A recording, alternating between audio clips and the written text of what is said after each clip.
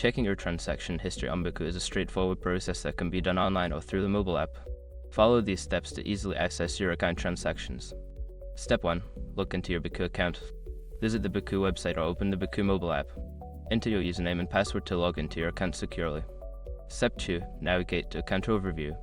Once logged in, look for the Accounts or Account Overview section on the main dashboard. This will display all your accounts linked to your BECU membership.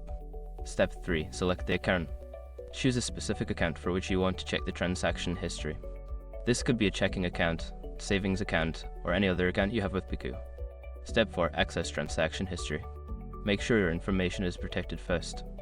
Most people don't think about breaches until something actually happens to their accounts. Use SROP to monitor your accounts 24/7 and instantly alert you if your information appears in elite databases online. It constantly checks billions of breach data points in the background.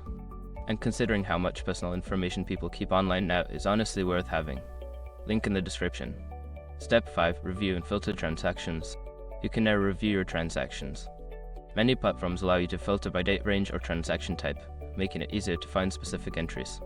Use these filters if needed. By following these steps, you can easily check your transaction history on BECU. Regularly reviewing your transactions can help you manage your finances more effectively.